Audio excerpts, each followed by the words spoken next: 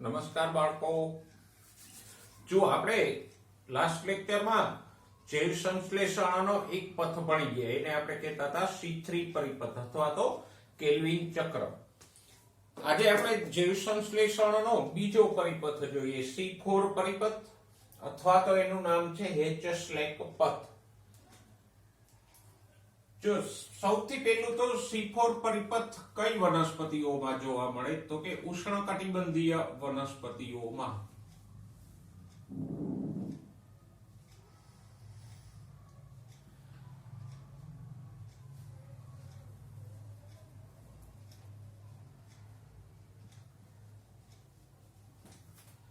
દાખલા તરીકે જુવાર, મકાઈ, શેરડી એવી એકદળી ઉષ્ણકટિબંધીય વનસ્પતિઓમાં જોવા મળશે. તો C4 પરિપથ શેમાં જોવા મળે? ઉષ્ણકટિબંધની એકદળી વનસ્પતિઓમાં મુખ્યત્વે જોવા મળશે. ઓકે, બીજી વસ્તુ, એને C4 એવું નામ શા માટે આપ્યું તો કે CO2 સ્થાપનની પ્રથમ નિપજ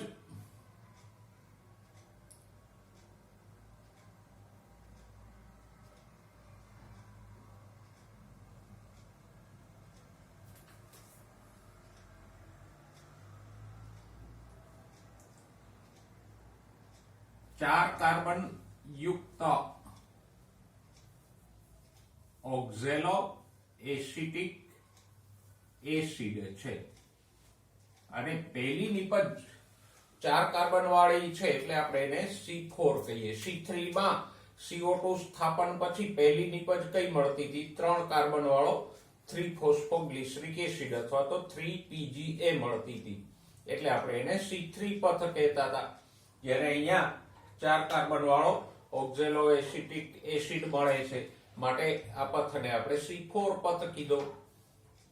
ઓકે, C4 પથમાં C3 પથ તો થશે જ, એવું નથી કે C4 થી જ ગ્લુકોઝ બની જશે.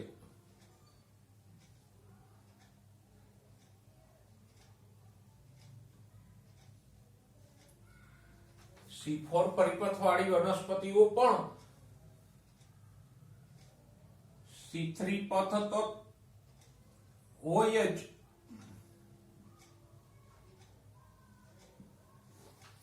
એટલે કે પેલા C4 ની પ્રક્રિયા થશે, પછી C3 પથની પ્રક્રિયાથી ગ્લુકોઝ બનશે. એટલે આમ અગાઉ મેં કીધું હતું કે બધી જ વનસ્પતિઓમાં કેલ્વિન ચક્ર એટલે C3 ચક્ર તો હોય જ. ઓકે, હવે C4 વનસ્પતિઓની વિશેષતાઓ જોઈ લઈએ. તો કે C4 વનસ્પતિઓ વિશિષ્ટ પ્રકારની અંતઃસ્થ રચના ધરાવે.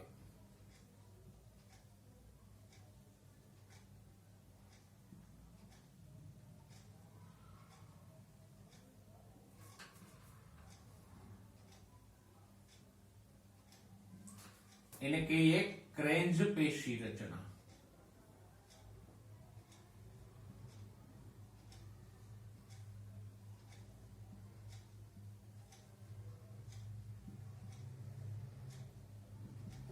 એક વિશિષ્ટ પ્રકારની અંતઃસ્થ રચના ધરાવે, અને એ અંતઃસ્થ રચનાનું નામ શું છે? ક્રેન્જ પેશી રચના. જોઈએ હમણાં એ કેવી હોય ક્રેન્જ પેશી રચના. અને આ ક્રેન્જ પેશી રચનાને કારણે આ વનસ્પતિઓ ઊંચા તાપમાન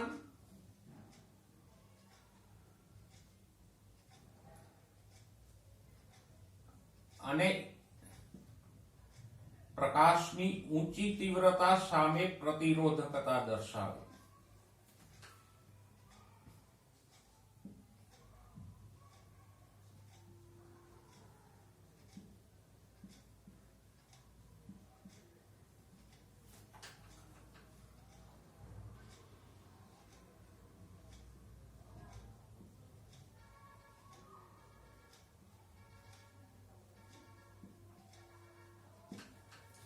એટલે કે C4 પરિપથ દર્શાવતી વનસ્પતિઓ ઊંચું તાપમાન અને પ્રકાશની તીવ્રતા ઊંચી હોય તો પણ એમાં પ્રકાશ સંશ્લેષણ થશે, જ્યારે C3 વનસ્પતિઓમાં પ્રકાશની ઊંચી તીવ્રતા હોય, તાપમાન ઊંચું હોય તો પ્રકાશ સંશ્લેષણનો દર એમાં ઘટી જાય.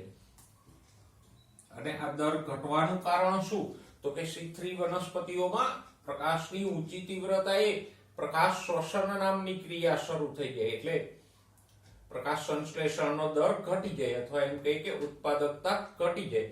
જ્યારે C4 વનસ્પતિમાં પ્રકાશ શ્વસનનો અભાવ છે.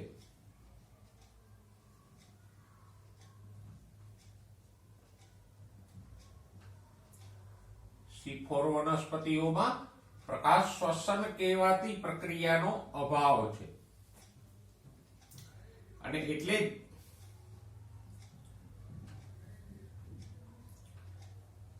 C3 વનસ્પતિઓ કરતા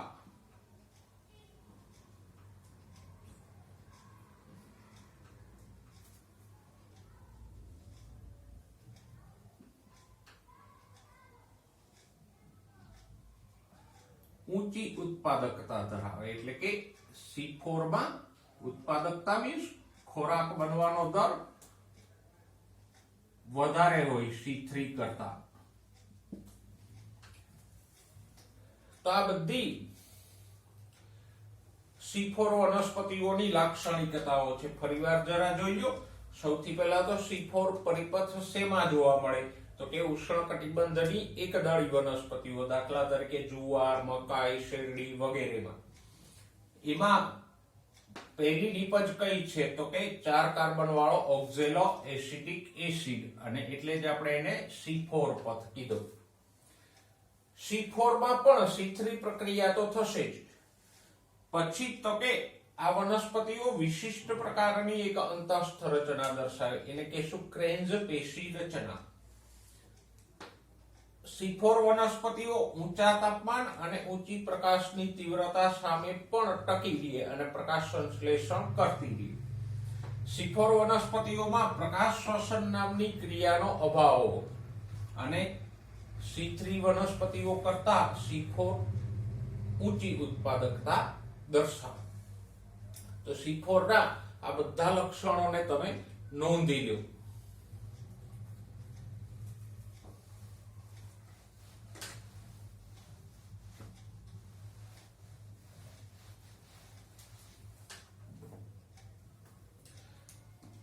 હવે જે ક્રેન્ઝ પેશી રચના અથવા ક્રેન્ઝ એનાટોમી,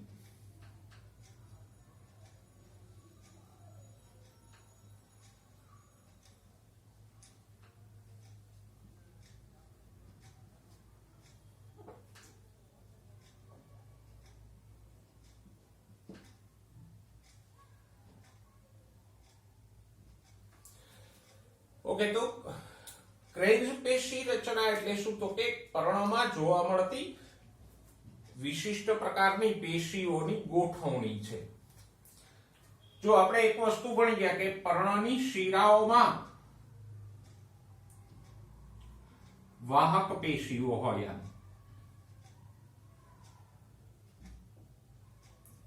આ જલવાહક પેશી છે,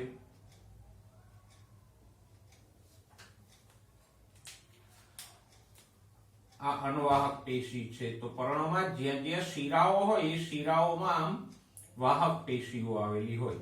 એ તો આપણે 6થા ચેપ્ટરમાં ભણી ચૂક્યા. અને જો પર્ણનો અનુપ્રસ્થ છેદ લઈને આપણે જોઈએ તો એની ફરતે પુલકંચુકના કોષો પણ જોવા મળે. વાહક પેશીની ફરતે શું હોય? પુલકંચુકના કોષો હોય.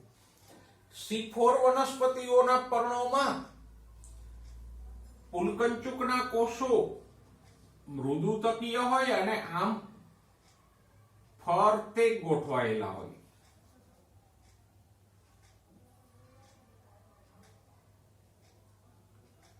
અહીંયા આ પુલકંચુકના કોષો કેવા હોય?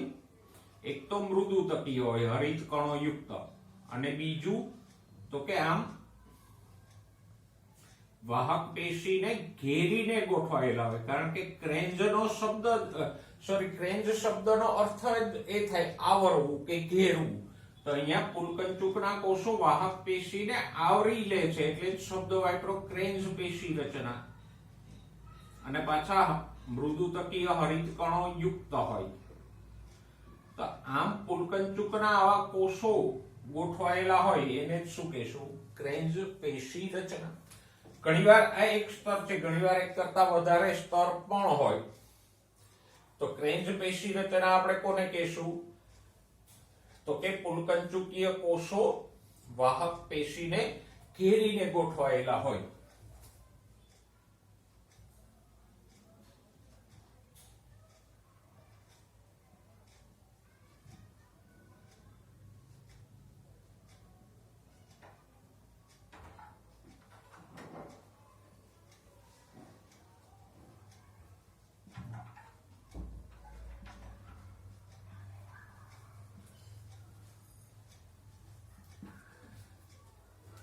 અને ક્યારેક આવા એક કરતા વધારે સ્તરો પણ હોય.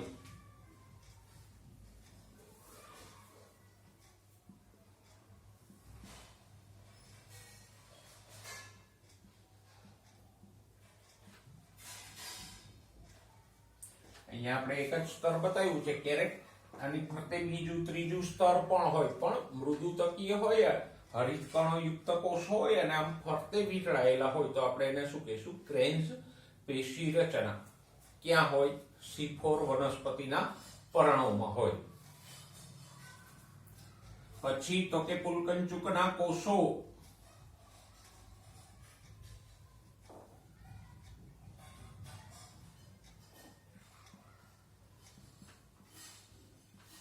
મોટી સંખ્યામાં હરિતકણો ધરાવે.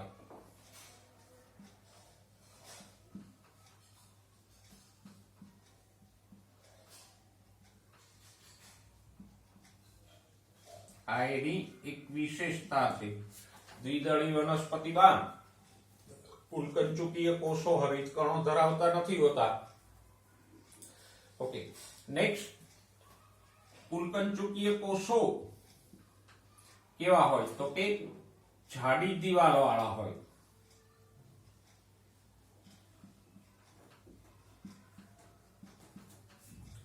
અને એની દિવાલ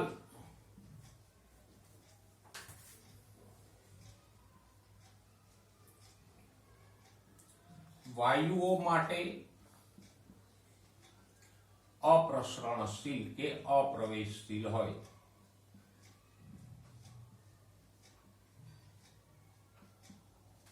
એટલે કે આ કોષની અંદર સીધે સીધો CO2 પ્રસરીને નહીં આવી શકે કે O2 બહાર નહીં જઈ શકે. એટલે પુલકંચુકના કોષોમાં સીધો CO2 નથી પ્રવેશ શકતો. પણ પુલકંચુકની આજુબાજુએ જે પેલા પર્ણમધ્યના કોષો હોય, ફોર એક્ઝામ્પલ લંબોતક અને શિથિલોતકના કોષો એકદળી હોય તો બધા એક સરખા હોય, લંબોતક શિથિલોતક જેવું ન પણ હોય. તો વાતાવરણમાંથી આ કોષોમાં CO2 પ્રસરે અને પછી એમાં થઈને CO2 પુલકંચુકીય કોષોમાં આવશે. સીધે સીધો CO2 પુલકંચુકના કોષોમાં દાખલ નહીં થઈ શકે. આવા જે કોષરસીય તંતુઓ હોય એના દ્વારા પર્ણમધ્યના કોષ અને પુલકંચુકીય કોષ વચ્ચે વાયુઓની આપ-લે થશે. ઓકે, આપણે ક્રેન્જ પેશીની રચનાની વાત કરતા હતા, એમાં વધારાનું એક લક્ષણ જોઈ લઈએ. એમાં આંતરકોષીય અવકાશો હોતા નથી. અહીંયા આપણે જોઈ શકીએ કે આંતરકોષીય અવકાશો નથી, બધા કોષો ગીચ ગોઠવાયેલા છે.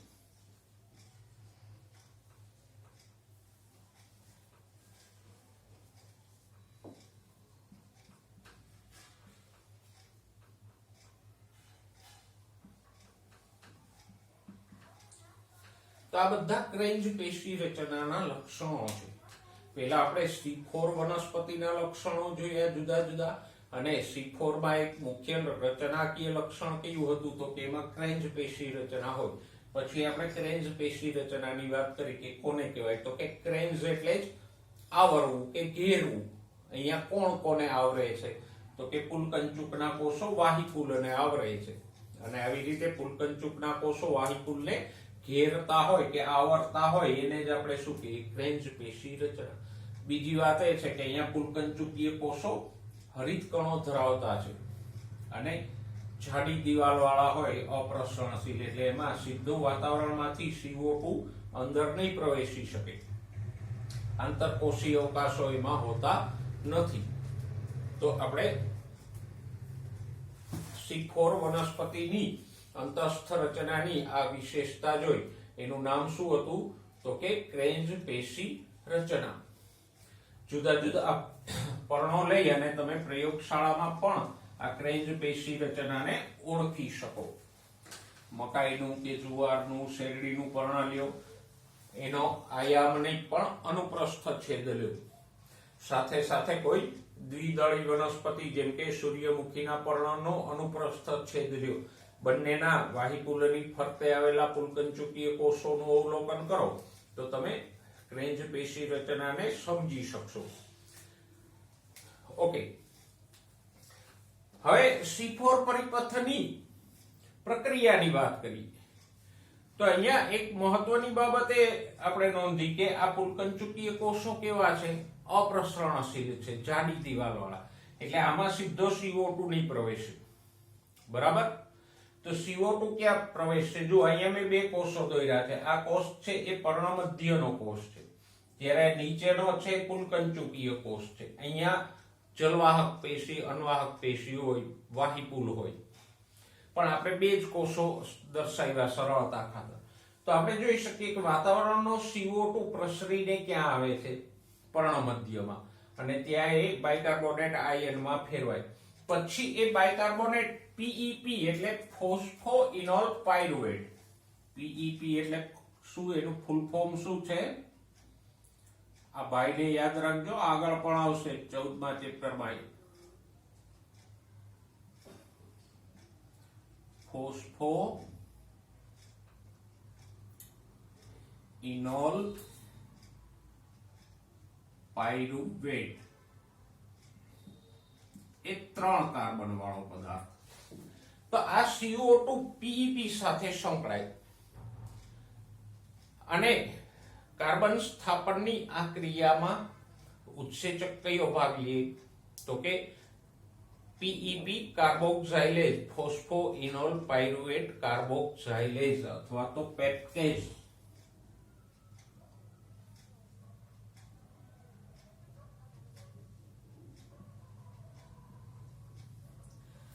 આ જે પ્રક્રિયા છે PEP વત્તા HCO3 ના સંયોજનની, એમાં કોણ ભાગ લે?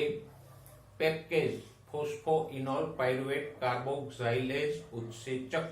અને માટે જ એ ક્યાં હોય? પર્ણમધ્યના કોષોમાં હોય.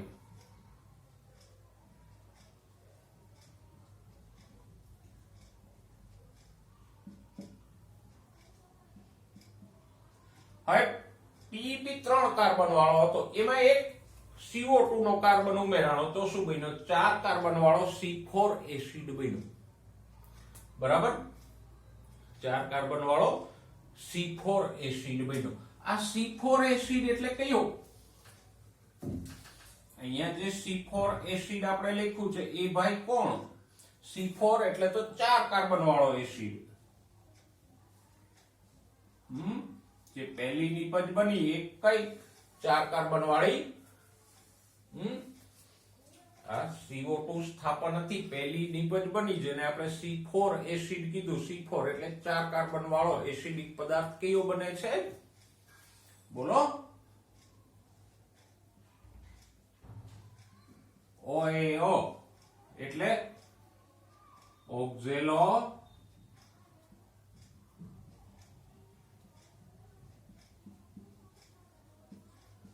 એસિટિક એસિડ અથવા તો ઓક્ઝેલો એસિટેટ. એટલે તો આપણે એને C4 નામ આપ્યું. તો અહીંયા જો CO2 નો ગ્રાહક કોણ છે? પ્રાથમિક CO2 ગ્રાહક કોણ છે? પીપી કે જેણે CO2 ને ગ્રહણ કર્યો. અને પ્રથમ નિપજ કઈ છે? ઓક્ઝેલો એસિટેટ.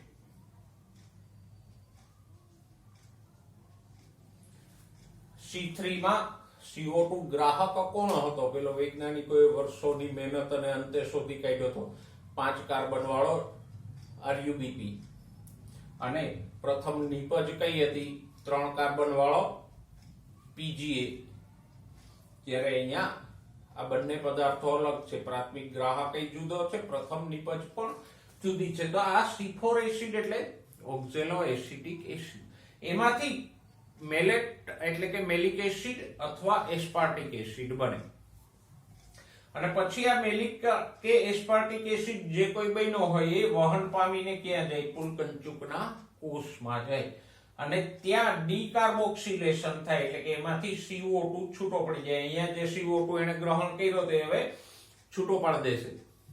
બરાબર? અને એ CO2 કેલ્વિન ચક્રમાં અહીંયા ફરીવાર આ CO2 ને પેલો RuBp ગ્રહણ કરશે, રિબ્યુલોઝ બાયફોસ્ફેટ. અને પછી જે C3 ની પ્રક્રિયા બન્યા એ જ પ્રક્રિયા અનુસાર ગ્લુકોઝ બનશે. એટલે જ મેં કીધું હતું ને કે C4 માં C3 પ્રક્રિયા તો થશે જ. બરાબર? આ તો ખાલી CO2 નું વહન થયું, અહીંથી CO2 ને મેલિક એસિડ દ્વારા અહીંયા લાવવામાં આવ્યું.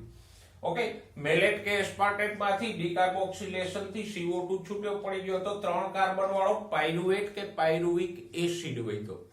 4 માંથી 1 કાર્બન નીકળી ગયો તો 3 કાર્બન વાળો પાયરુવેટ એટલે કે પાયરુવિક એસિડ વધ્યો. એ વહન પામીને પાછો ક્યાં આવે? પર્ણમધ્યના કોષમાં.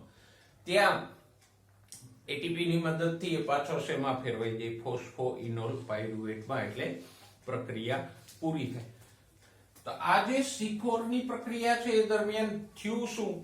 તો કે CO2 જે પર્ણમધ્યમાં હતો એ મેલેટ કે એસ્પાર્ટેટ સ્વરૂપે અહીંયા સુધી પુલકંચુકમાં વહન પામ્યું.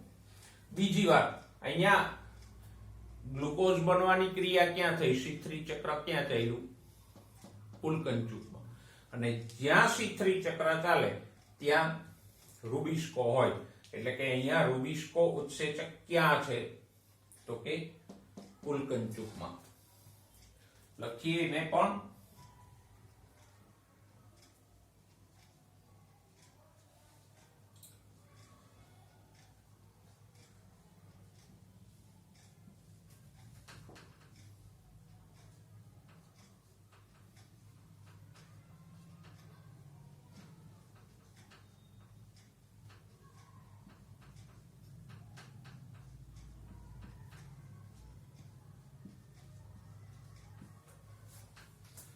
પર્ણમધ્યના કોષોમાં રૂબિસ્કો હોતો નથી. આને ખાસ યાદ રાખજો. હમણાં જ પ્રકાશ સંશ્લેષણમાં પ્રકાશ શ્વસનમાં આ બાબતની જરૂર પડશે.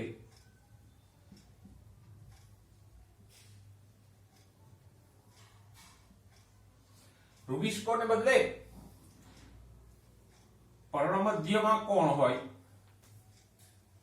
પેકેજ ફોસ્ફોઇનોલ પાયરુવેટ કાર્બોક્સાઇલેજ કે જે PP અને CO2 ને જોડીને ઓક્ઝેલો એસિટેટ બનાવે છે.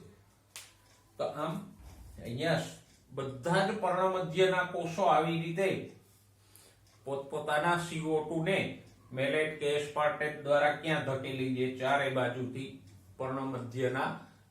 પુલકંચુકના કોષોમાં ધકેલા કરે.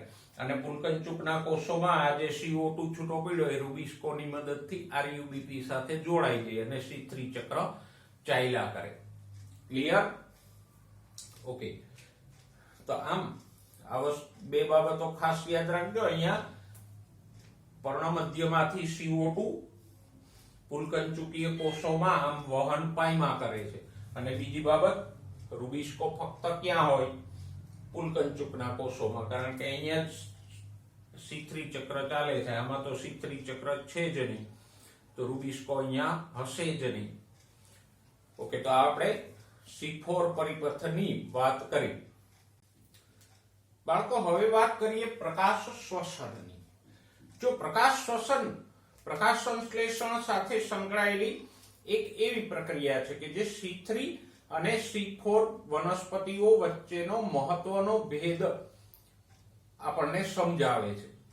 એટલે ટૂંકમાં કે ભેદ આપે છે તો એનો સરળ અર્થ આપણે એવી રીતે કહી શકીએ કે પ્રકાશ શ્વસન C3 વનસ્પતિમાં થાય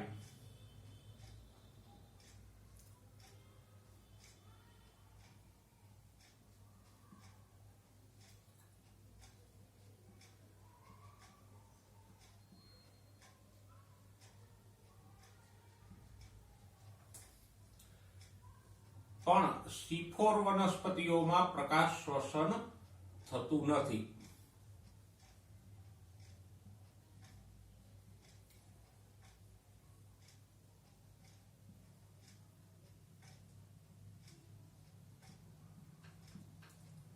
તો આમ C3 અને C4 વચ્ચે મહત્વનો ભેદ કે તફાવત હોય તો એ કયો છે? પ્રકાશ શ્વસન C3 માં થાય છે, C4 માં થતું નથી. હવે પ્રકાશ શ્વસનને સમજવા માટે આપણે કેલ્વિન ચક્રનો પહેલો તબક્કો યાદ કરવો પડે. કેલ્વિન ચક્રના પહેલા તબક્કામાં શું થતું હતું? તો કે RuBP એટલે કે રિબ્યુલોઝ 1,5-બાયફોસ્ફેટ નામનો 5 કાર્બન વાળો પદાર્થ હતો. એનું કાર્બોક્સિલેશન થતું હતું એટલે કે એમાં CO2 ઉમેરાતો હતો. અને CO2 ઉમેરાઈને નિપજ તરીકે શું મળતું હતું? 2 અણુ ફોસ્ફોગ્લિસરિક એસિડના.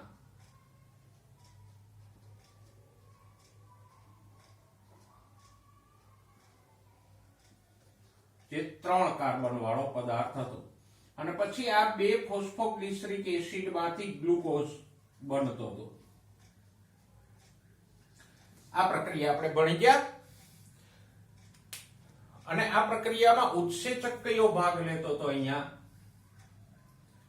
રૂબિસ્કો.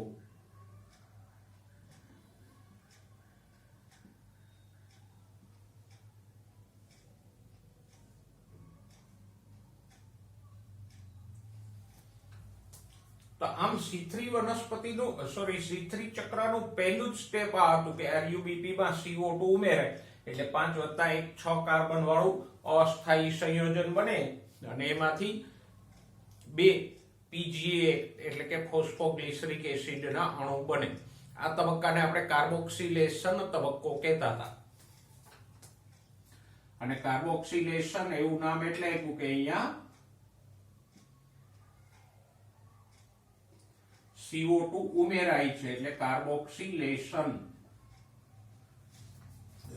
ઓકે. હવે જો રૂબિસ્કોનું પૂરું નામ આપણે જાણીએ શું છે તો કે આગળ પણ આપણે કે ચર્ચા કરી ગયા હતા કે આ ભાઈનું પૂરું નામ શું છે તો કે RuB એટલે રિબ્યુલોઝ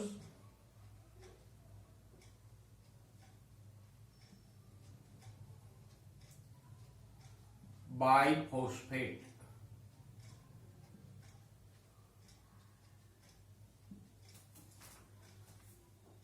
કાર્બોક્સિલેઝ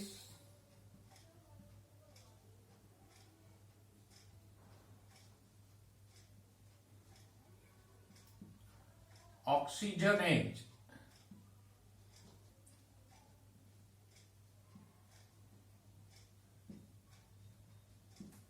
પૂરું નામ શું છે? Ribulose biphosphate કાર્બોક્સિલેઝ ઓક્સિજનેજ. કાર્બોક્સિલેઝ એવું નામ શા માટે આપ્યું? એવો શબ્દ શા માટે વાપરો તો કે RuBP નું કાર્બોક્સિલેશન કરે છે, CO2 ઉમેરે છે એટલે કાર્બોક્સિલેશન કરે છે એટલે કાર્બોક્સિલેઝ. ઓક્સિજનેજ એવું નામ શા માટે આપ્યું તો હવે તમે સમજી શકો કે એ હારે RuBP માં O2 પણ ઉમેરી શકે એટલે આપણે એને નામ આપ્યું ઓક્સિજનેજ. એવો શબ્દ પણ વાપરો. મતલબ કે રૂબિસ્કો ડબલ ઢોલકી છે. એ RuBP નું કાર્બોક્સિલેશન કરશે અને ઓક્સિજનેશન પણ કરશે. ઓકે, કેવી રીતે, શા માટે એ વાત કરીએ. પણ પહેલા એક આડવાત વચ્ચે કીધું કે રૂબિસ્કો સજીવ વિશ્વમાં મળતો સૌથી વિપુલ પ્રમાણનો ઉત્સેચક છે.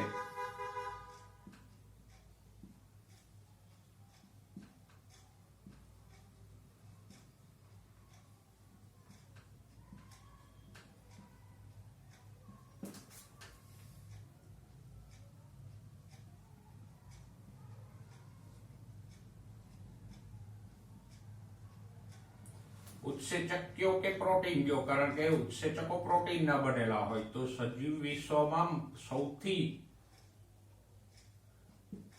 વિપુલ પ્રમાણમાં મળતો, વિપુલ એટલે સૌથી વધારે પ્રમાણમાં મળતો ઉત્સેચક કયો છે? રૂબિસ્કો. અથવા તો સૌથી વધારે પ્રમાણમાં મળતું પ્રોટીન કયું છે? રૂબિસ્કો. શા માટે એવું?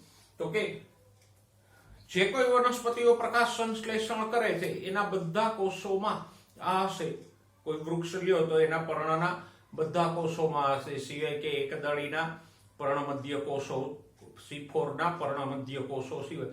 તો વિચાર કરો, દુનિયામાં કેટલી બધી લીલી વનસ્પતિઓ છે અને દરેક વનસ્પતિના પ્રકાશ સંશ્લેષી કોષોમાં રૂબિસ્કો હોય, તો પછી સૌથી વધારે પ્રમાણમાં આ ઉત્સેચક હોઈ શકે ને. ઓકે, હવે રૂબિસ્કો કે કોઈ પણ ઉત્સેચક હોય એની પાસે સક્રિય સ્થાન હોય. દાખલા તરીકે આ રૂબિસ્કો ઉત્સેચક છે, તો દરેક ઉત્સેચક પાસે આવું સક્રિય સ્થાન હોય અને એની સાથે પ્રક્રિયક જોડાય. અહીંયા આના પ્રક્રિયક કોણ છે? તો કે એક પ્રક્રિયક તો છે RUBP, એ આ સક્રિય સ્થાન સાથે જોડાણું, અને બીજો પ્રક્રિયક છે CO2.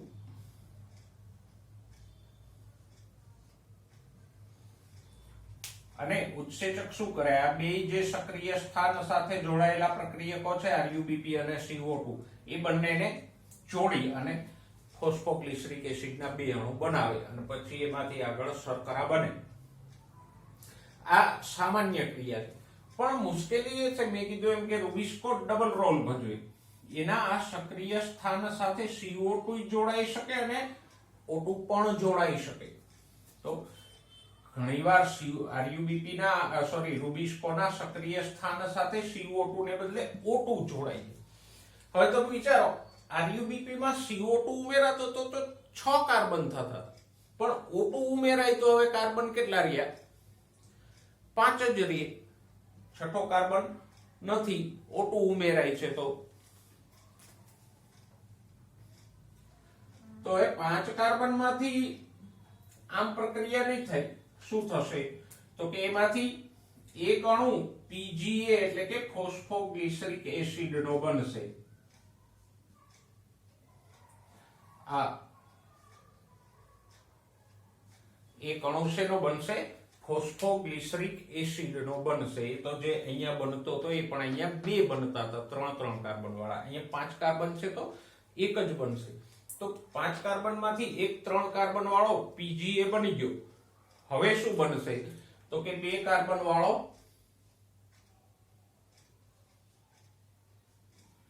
ફોસ્ફો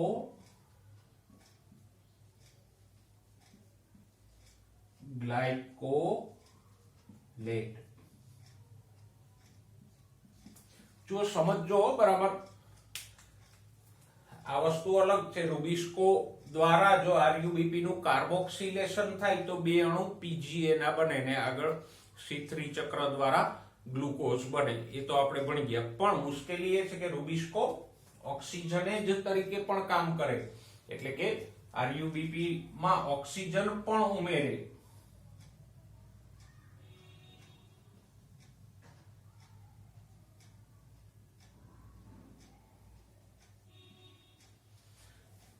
જ્યારે RUBP નું ઓક્સિજનેશન થાય રૂબિસ્કો દ્વારા, ત્યારે એક PGA અને એક ફોસ્ફોગ્લાયકોલેટ 2 કાર્બન વાળો બને અને પછી આ ફોસ્ફોગ્લાયકોલેટ માંથી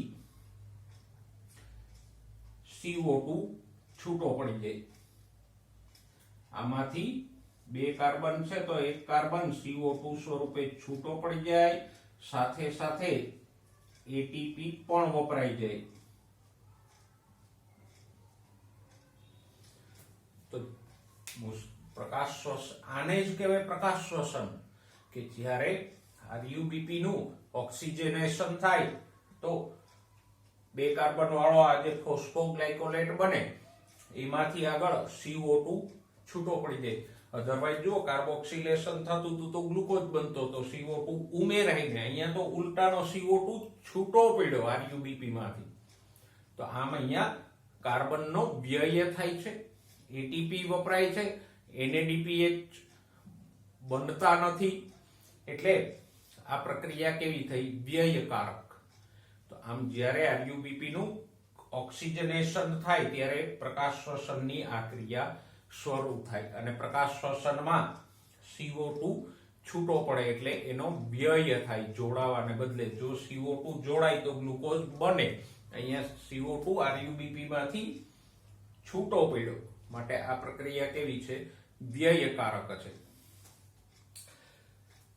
ઓકે, હવે અહીંયા આપણે વાત કરીએ રુબિસ્કોના સક્રિય સ્થાન સાથે O2 અને CO2 બંને જોડાઈ શકે. આ સક્રિય સ્થાન છે ત્યાં O2 પણ જોડાઈ શકે અને CO2 પણ જોડાઈ શકે. તો બેમાંથી કોણ જોડાશે એનો આધાર શેની ઉપર છે? તો કે O2 CO2 ની સાપેક્ષ સાંદ્રતા ઉપર. જેની સાંદ્રતા વધારે હશે એ વધારે જોડાશે. દાખલા તરીકે CO2 ની સાંદ્રતા ઊંચી હોય તો પેલા એ જોડાય, કારણ કે રુબિસ્કોનું મુખ્ય કાર્ય કાર્બોક્સિલેશનનું છે. પણ જો CO2 ની સાંદ્રતા નીચી હોય, O2 ની વધારે હોય, તો પછી અહીંયા ઘણા બધા અણુઓ સાથે O2 જોડાવા માંડશે અને O2 જોડાશે તો પ્રકાશ શ્વસન શરૂ થશે. સમજાઈ ગયું? ઓકે, હવે વાત કરીએ આપણે કે C4 વનસ્પતિમાં પ્રકાશ શ્વસન થતું નથી. એવું તો આગલા મુદ્દામાં આપણે કીધું હતું. શા માટે નથી થતું? તો કે હમણાં જ આપણે ભણ્યા કે C4 માં શું થાય? આ પર્ણમધ્યનો કોષ છે, આ પુલકંચુકનો કોષ છે. તો આ પર્ણમધ્યમાં જ્યાં CO2 આવે છે, પુલકંચુકમાં તો CO2 પ્રવેશતો જ નતો, એ અપ્રસરણશીલ છે. તો અહીંયા CO2 આવે છે અને પ્રકાશ પ્રક્રિયાથી O2 ઉત્પન્ન થાય છે. તો અહીંયા રુબિસ્કો છે જ નહીં.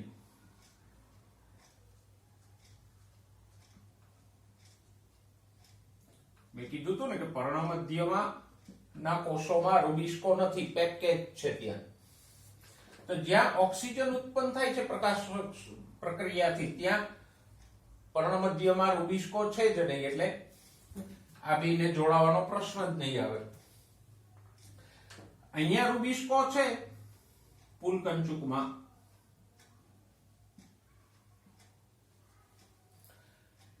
તો અહીંયા CO2 ની સાંદ્રતા ઊંચી રહે છે અને પ્રકાશ પ્રક્રિયા નથી થતી, એટલે અહીંયા O2 પણ નથી ઉત્પન્ન થતો. જો CO2 ની સાંદ્રતા ઊંચી કેમ રહે? તો કે આપણે ભણી ગયા પેલા મેલેટ એસ્પાર્ટેટ સ્વરૂપે અહીંયા CO2 આવ્યા જ કરે. ચારે બાજુના પર્ણમધ્યના કોષોમાંથી CO2 આમ મેલેટ કે એસ્પાર્ટેટ સ્વરૂપે અહીંયા આવ્યા જ કરશે. માટે રુબિસ્કોને પાસે CO2 ની સાંદ્રતા ઊંચી રહે. તો અહીંયા આમ C4 માં મેલેટ કે એસ્પાર્ટેટ સ્વરૂપે પર્ણમધ્યના કોષોમાંથી પુલકંચુકમાં CO2 સતત વહન પામ્યા કરે, એટલે રુબિસ્કો પાસે CO2 ની સાંદ્રતા ઊંચી રહી. અને CO2 ની સાંદ્રતા ઊંચી રહે તો પછી આ જ પ્રક્રિયા થાય કાર્બોક્સિલેશનની, ઓક્સિજનેશન થશે જ નહીં. સમજાઈ ગયું?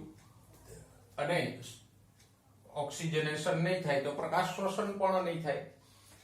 પર્ણમધ્યમાં પણ પ્રકાશ શ્વસન નહીં થાય. શા માટે? તો કે અહીંયા પ્રકાશ પ્રક્રિયાથી O2 ઉત્પન્ન થાય છે, પણ તો અહીંયા રુબિસ્કો જ નથી, તો આ બે જોડાવાનો પર્ણમધ્યમાં પણ પ્રશ્ન નહીં આવે.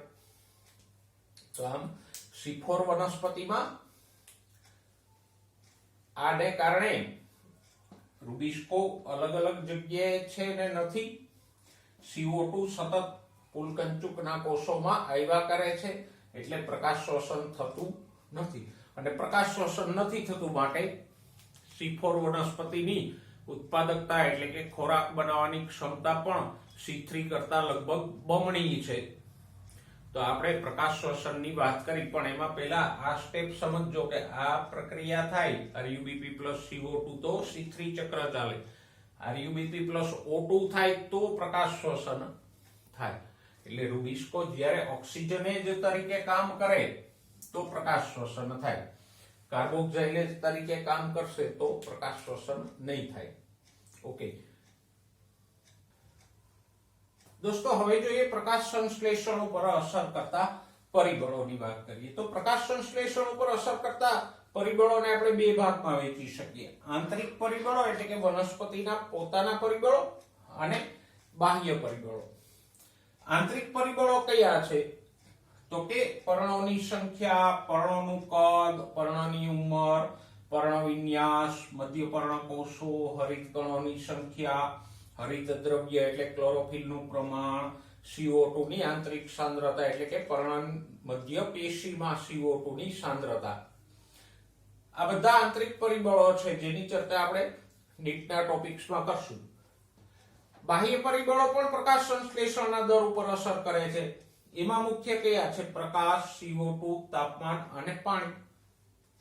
ઓકે, આંતરિક પરિબળો છે એ અને બાહ્ય પરિબળો બંને વનસ્પતિઓ ઉપર અસર કરે. પણ આંતરિક પરિબળો છે એ શેના આધારિત હોય? તો કે આનુવાંશિક પૂર્વાનુકૂળતા એટલે કે આનુવાંશિકતા આધારિત. ઘણી વનસ્પતિઓમાં આનુવાંશિક રીતે જનીનિક કારણથી પર્ણોનું કદ મોટું હોય, એ જ જાતના અમુક છોડમાં નાના કદના પર્ણો હોય. ઘણી વનસ્પતિમાં આનુવાંશિક રીતે જ હરિત દ્રવ્યનું પ્રમાણ વધુ હોય. તો એ આનુવાંશિક રીતે અને વૃદ્ધિ એટલે કે એને ખાતર, પાણી વગેરે કેવા મળે છે, ઉછેર, એના ઉપર હોય. જ્યારે બાહ્ય પરિબળો તો પર્યાવરણ આધારિત છે અને કયા છે? પ્રકાશ, CO2, તાપમાન અને પાણી. તો આમ આપણે જોઈ શકીએ કે પ્રકાશ સંશ્લેષણ ઉપર ઘણા બધા પરિબળો અસર કરે છે અને માટે જ પ્રકાશ સંશ્લેષણનો દર કોને અનુસરશે, કયા પરિબળને ફોલો કરશે? તો કે એને માટે એક ન્યૂનતમનો નિયમ આપણને આપેલો છે. આ ન્યૂનતમનો નિયમ કોણે આપ્યો? કાળુભાઈએ, બ્લેકમેને 1905માં. કેમિસ્ટ્રીમાં તમે આવો જ સીમિત પરિબળ કારકનો નિયમ ભણી ગયા. જો શું કહે છે આ નિયમ? તો કે કોઈ રાસાયણિક પ્રક્રિયા પર એક કરતા વધુ પરિબળો અસર કરતા હોય ત્યારે, જો અહીંયા એક કરતા વધારે પરિબળો પ્રક્રિયાને અસર કરે છે તો જે પરિબળ ન્યૂનતમ માત્રામાં હોય એને પ્રક્રિયાનો દર અનુસરે. દાખલા તરીકે આને ભૂલી જવા, 4 પરિબળો છે. ઉદાહરણ તરીકે પ્રકાશ પૂરતા પ્રમાણમાં છે, તાપમાન યોગ્ય છે, પાણી પણ વનસ્પતિને પુષ્કળ મળે છે. પણ જો CO2 ઓછો હોય તો પછી પ્રકાશ સંશ્લેષણનો દર કેટલો રહેશે? ચારેયની સરેરાશ જેટલો નહીં, પણ જેટલો CO2 નું પ્રમાણ હશે એટલો દર રહેશે. બાકીના પરિબળો ભલે ગમે એટલા વધારે હોય, પાણી ગમે એટલું હોય, પ્રકાશ ગમે તેટલો હોય, પણ CO2 ઓછો હોય તો પછી CO2 નું જે પ્રમાણ હશે એટલો દર રહેશે. અને આ જે ન્યૂનતમ માત્રામાં જે પરિબળ છે એને જ આપણે શું કહીશું? સીમિત પરિબળ.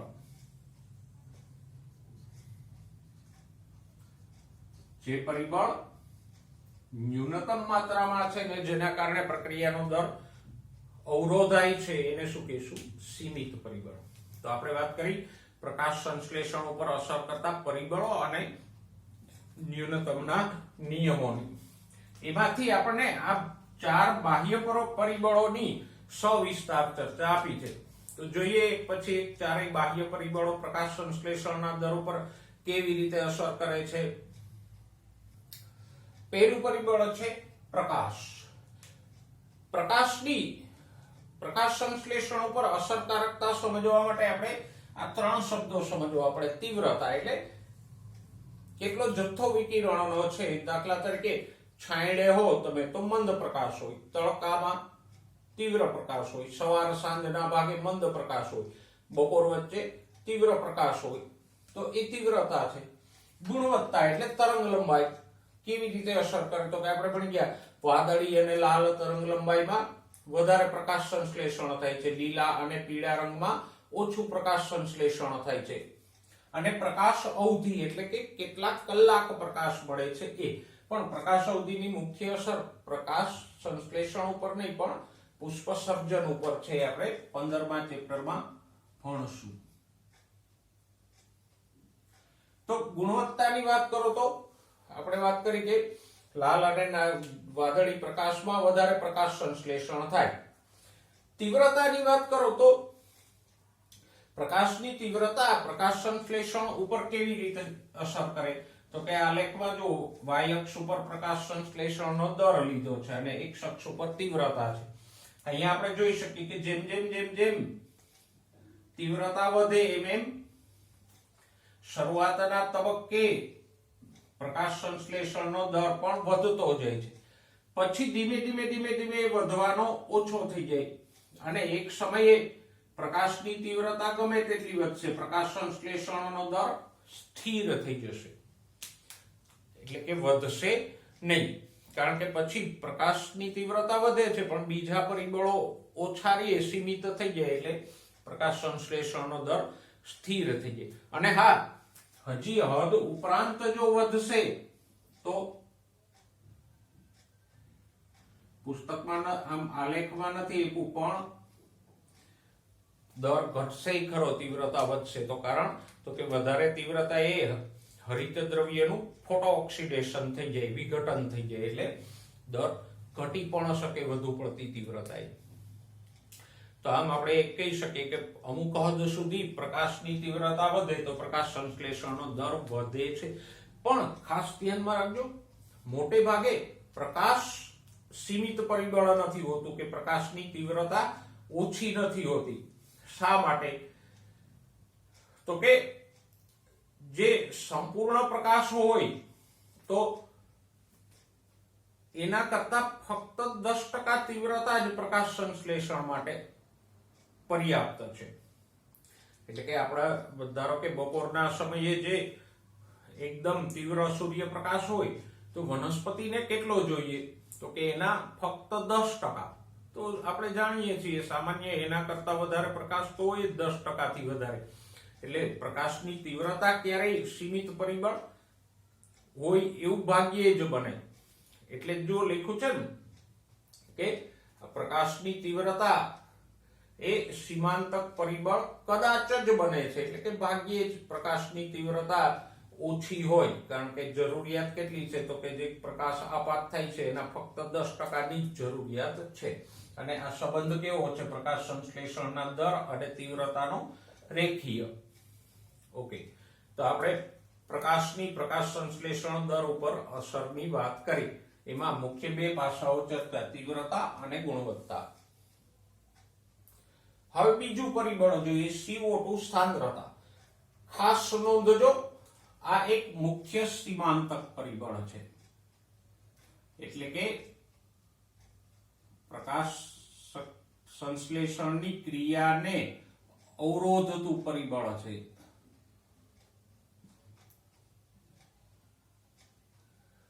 કારણ તો કે જંગલોમાં સામાન્યતઃ CO2 ની ઉણપ રહેતી હોય અને એને કારણે વનસ્પતિઓમાં પ્રકાશ સંશ્લેષણનો દર ઘટતો હોય છે.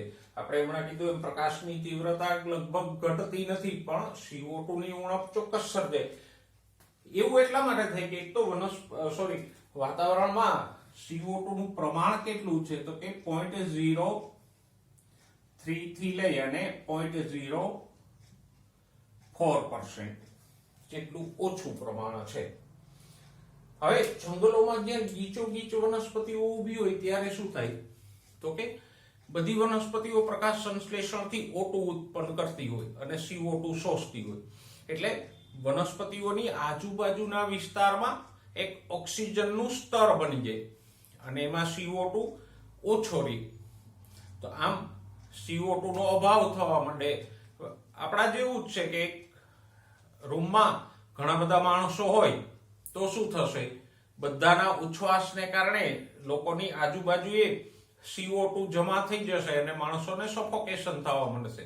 અહીંયા O2 જમા થઈ જાય છે અને CO2 ઘટવા માંડે છે. તો આ કારણસર CO2 એક તો ઓછા પ્રમાણમાં છે, સાથે સાથે જંગલોમાં આમ વનસ્પતિઓની ફરતે આવું CO2 નું સ્તર બની જાય એટલે CO2 મુખ્ય સીમાંતક પરિબળ બને એટલે કે CO2 ની અછતથી પ્રકાશ સંશ્લેષણનો દર ઘટતો હોય. ઓકે, સામાન્યતઃ આમાં તમે વધારો કરો કેટલો, તો કે આમાં પ્લસ 0.01 કે 2 કરો એટલે કે આને વધારીને આપણે જો 0.05% સુધી લઈ જઈએ તો પ્રકાશ સંશ્લેષણનો દર વધશે. પણ પછી 0.5 થી તમે વધારશો તો દર સ્થિર રહેશે. સમજાય છે? 0.05 સુધી તમે લઈ જાઓ પ્રમાણને તો દર વધશે પણ પછી સ્થિર થઈ જશે, કારણ કે મે બી કદાચ રૂબિસ્કોના અણુઓ ઓછા પડે, પ્રકાશની તીવ્રતા પછી સીમાંતક બની જાય, એમ અહીંયા પણ દર સ્થિર થઈ જશે. આ એક જનરલ વાત કરી. પણ C3 અને C4 વનસ્પતિઓ CO2 ના પ્રમાણની સાંદ્રતા જુદી જુદી બતાવે છે. સંતૃપ્તતા કઈ બતાવે છે તો કે C3 વનસ્પતિઓમાં 450 માઇક્રોલીટર પ્રતિ લીટરે સંતૃપ્તતા આવે એટલે કે આટલા 0.045% પ્રમાણ થશે 0.4 થી વધીને તો C3 વનસ્પતિઓ સંતૃપ્ત થઈ જશે. પણ C4 વનસ્પતિઓ તો એનાથી ઓછા પ્રમાણે સંતૃપ્તતા દર્શાવે. કેટલી? 360 માઇક્રોલીટર પ્રતિ લીટર એટલે કે 0.036% પ્રમાણ થાય ત્યાં જ એમાં સંતૃપ્તતા આવી જાય ને દર વધતો અટકી જાય. તો આમ CO2 એક મુખ્ય સીમાંતક પરિબળ છે ખરું, પણ એમાં થોડો કઈ વધારો કરો તમે કે 0.3 થી તમે 0.45 કરો, સોરી 0.03 થી 0.045 કરો તો C3 માં સંતૃપ્તતા આવી જશે, દર વધતો અટકી જશે. C4 માં તો 0.036% થશે તોય સંતૃપ્તતા આવી જશે. ઓકે, તો આમ આપણે કહી શકીએ C3 વનસ્પતિઓ વધારે સંકેન્દ્રણ CO2 નું માંગે, જ્યારે C4 માં ઓછું સંકેન્દ્રણ જરૂરી છે. તો આપણે આ CO2 સાંદ્રતાની વાત કરી, નીચે અંડરલાઈન કરજો તમારા પુસ્તકમાં. ઘણી વનસ્પતિઓ જેમ કે ટમેટા હોય, શિમલા મિર્ચ છે, કાકડી છે, એવી વનસ્પતિઓને એટલે જ ગ્રીન હાઉસમાં ઉછેરતી વખતે ગ્રીન હાઉસની અંદર CO2 સપ્લાય કરવામાં આવે, આપવામાં આવે, જેથી કરીને CO2 નું પ્રમાણ થોડુંક વધારે રહે તો પ્રકાશ સંશ્લેષણનો દર ઊંચો જાય. તો આપણે આ પ્રકાશ સંશ્લેષણની ઉપર CO2 સાંદ્રતાની અસરની ચર્ચા કરી. હવે ત્રીજું પરિબળ તાપમાન જોઈએ. જો કોઈ પણ ચયાપચયની ક્રિયા હોય એમાં તાપમાન કોને અસર કરે તો કે આ પ્રક્રિયામાં ભાગ લેતા ઉત્સેચકોને. કારણ કે ઉત્સેચકોની એક વિશેષતા છે કે જે તાપમાને કામ કરતા હોય, ફોર એક્ઝામ્પલ એક ઉત્સેચક 25 થી 30 અંશ સેલ્સિયસે સારું કામ કરે છે તો એટલા જ કરશે. તાપમાન 25 થી ઘટશે કે 30 થી વધશે તો એ ઉત્સેચકની સક્રિયતા ઓછી થઈ જશે. સમજાણું? એટલે કોઈ પણ ચયાપચયની ક્રિયા હોય, દેહધાર્મિક ક્રિયા હોય, એમાં તાપમાનની અસર કોને થાય? ઉત્સેચકોની સક્રિયતા. અને ઓબ્વિયસલી ઉત્સેચકોની સક્રિયતા ઘટે તો પ્રક્રિયાનો દર પણ ઘટશે. પણ અહીંયા એક વિશેષ નોંધવાલાયક બાબત એ છે કે પ્રકાશ સંશ્લેષણમાં તાપમાનની અસર અંધકાર પ્રક્રિયા એટલે કે જૈવ સંશ્લેષણને વધુ થશે. જે પ્રકાશ સંશ્લેષણનો બીજો તબક્કો છે, અંધકાર પ્રક્રિયા અથવા તો જૈવ સંશ્લેષણ, એને વધારે થશે કારણ કે એમાં ઘણા બધા ઉત્સેચકો ભાગ લે છે. પ્રકાશ પ્રક્રિયામાં બહુ ખાસ કોઈ NADP રિડક્ટેજ જેવા એકાદ બે ને બાદ કરો તો ખાસ કોઈ ઉત્સેચકો ભાગ લેતા નથી. એટલે પ્રકાશ પ્રક્રિયાને તાપમાનના ફેરફારોની અસર ઓછી થશે, અંધકાર પ્રક્રિયાને તાપમાનના ફેરફારોની અસર વધુ થશે. ગમે એને થાય, સરવાળે પ્રકાશ સંશ્લેષણનો દર તો તાપમાનના ફેરફારો સાથે ઘટશે. પણ હા, ઇષ્ટતમ એટલે કે યોગ્ય તાપમાન વનસ્પતિ માટે કયું છે? તો ઇટ્સ ડિપેન્ડ કે વનસ્પતિ કયા વસવાટમાં વસે છે. જેમ કે C4 વનસ્પતિ છે એ ઉષ્ણકટિબંધમાં વસે છે કે જ્યાં વધારે ગરમી પડે છે, તો એને થોડુંક વધારે ઊંચું તાપમાન અનુકૂળ આવશે. એ 30° કરતા વધારે તાપમાન હશે તો એ સારી રીતે કામ કરી શકશે. જ્યારે C3 વનસ્પતિઓ સમશીતોષ્ણ કટિબંધમાં ઉગે છે, જ્યાં તાપમાન નીચું હોય તો એને થોડુંક નીચું તાપમાન અનુકૂળ આવશે. જે આર્કટિક ટુંડ્રાની વનસ્પતિઓ છે તો એ ઠંડા પર્યાવરણમાં જ ઉગે છે, એટલે એને 10° થી ઓછું તાપમાન હશે તો એને અનુકૂળ આવશે. એને 20-25° અનુકૂળ નહીં આવે. તો ઇષ્ટતમ એટલે યોગ્ય તાપમાન વનસ્પતિ માટે કયું છે એનો આધાર શેની ઉપર છે? એના વસવાટ ઉપર. સામાન્ય આપણે આવું કહી શકીએ કે C4 વનસ્પતિઓને C3 કરતા થોડું ઊંચું તાપમાન અનુકૂળ આવે. તો આપણે પ્રકાશ સંશ્લેષણના દર ઉપર તાપમાનની અસરની ચર્ચાઓ કરી. છેલ્લે જોઈએ પ્રકાશ સંશ્લેષણ દર ઉપર પાણીની અસર. હવે આમ તો આપણે જાણીએ છીએ કે પ્રકાશ સંશ્લેષણમાં પાણી એક પ્રક્રિયક તરીકે ભાગ લે. સમીકરણ યાદ કરો, 6CO2 પ્લસ 12H2O. તો અહીંયા આપણે જોઈ શકીએ પાણી પ્રક્રિયક તરીકે ભાગ લે છે. પણ મોટે ભાગે એવું નથી બનતું કે પ્રક્રિયક તરીકે પાણીની ઉણપ હોય ને પ્રકાશ સંશ્લેષણનો દર અવરોધાતો હોય. એટલે કે પ્રક્રિયક તરીકે પાણી સીમાંતક પરિબળ કે સીમિત પરિબળ બનતું નથી. પણ પાણીની ઉણપની બીજી અસરો પ્રકાશ સંશ્લેષણને વધારે મહત્વની થાય. જેમ કે જલતાણ એટલે પાણીની ખેંચથી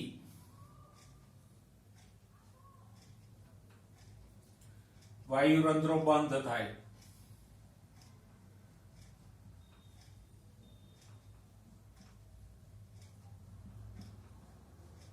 તો CO2 મળતો અટકી જાય. CO2 મળતો અટકી જાય તો પ્રકાશ સંશ્લેષણ ન થાય.